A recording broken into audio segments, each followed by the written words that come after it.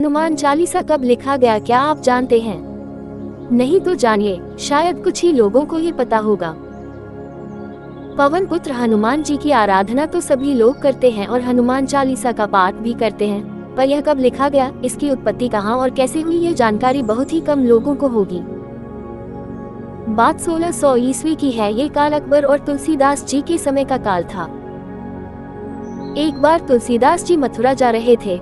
रात होने से पहले उन्होंने अपना पड़ाव आगरा में डाला। लोगों को पता लगा कि तुलसीदास जी आगरा में पधारे हैं। ये सुनकर उनके दर्शनों के लिए लोगों का तांता लग गया। जब ये बात बादशाह अकबर को पता लगी तो उन्होंने बीरबल से पूछा कि यह तुलसीदास कौन है। तब बीरबल ने बताया, इन्होंने ही रामचरितमानस का अनुवाद किया है। ये राम भक्त तुलसीदास जी है। मैं भी इनके दर्शन करके आया हूँ। अकबर ने भी उनके दर्शन की इच्छा व्यक्त की और कहा, मैं भी उनके दर्शन करना चाहता हूँ। बादशाह अकबर ने अपने सिपाहियों की एक टुकड़ी को तुलसीदास जी के पास भेजा और तुलसीदास जी को बादशाह का पैगाम सुनाया कि आप लाल किले में हाजिर हों। ये पैगाम सुनकर तुलसीदास जी ने कहा कि मैं भगवान श्री राम का भक्त हूँ, मुझे बादशाह और लाल किले से मुझे क्या लेना देना, और लाल किले जाने के लिए साफ मना कर दिया। जब ये बात बादशाह अकबर तक पहुंची तो बहुत बुरी लगी और बादशाह अकबर गुस्से में लाल ताल हो गया और उन्होंने तुलसीदास जी को जंजीरों से जकड़वा कर लाल किला लाने का आदेश दिया। जब तुलसीदास जी जंजीरों से जकड़े लाल किला पहुंचे तो अकबर ने कहा कि आप कोई करिश्माई व्यक्ति लगते हो, कोई करिश्मा करके दिखाओ।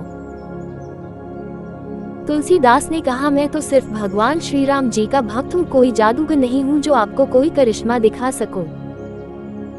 अकबर यह सुनकर आग बबूला हो गया और आदेश दिया कि इनको जंजीरों से जकड़कर काल कोठरी में डाल दिया जाए। दूसरे दिन इसी आगरा के लाल किले पर लाखों बंदरों ने एक साथ हमला बोल दिया। पूरा किला तहस नहस कर डाला। लाल किले में त्राही मच गई। तब अकबर ने बीरबल को बुलाकर पूछा कि बीरबल, ये क्या हो रहा है? तब बीरबल ने कहा, हुजूर आप करिश्मा देखना चाहते थे तो देखिए। अकबर ने तुरंत तुलसीदास जी को कल कोठरी से निकलवाया और जंजीरें खोल दी गई। तुलसीदास जी ने बीरबल से कहा, मुझे बिना अपराध की सजा मिली है। मैंने काल कोठरी में भगवान श्री राम और हनुमान जी का स्मरण किया। मैं रोता जा रहा था और रोते रोते मेरे हाथ अपने आप कुछ लिख रहे थे। ये 40 चौपाई हनुमान जी की प्रेरणा से लिखी गई हैं।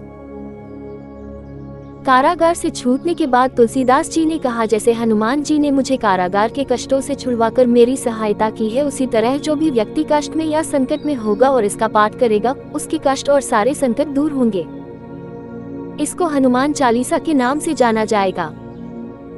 अकबर बहुत लज्जित हुए और तुलसीदास जी से माफी मांगी और पूरी इज्जत और पूरी हिफाजत लाव लश्कर से मथुरा भिजवाया।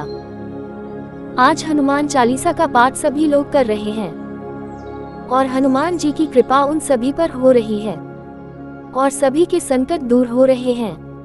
हनुमान जी को इसीलिए संकट मोचन भी कहा जाता है।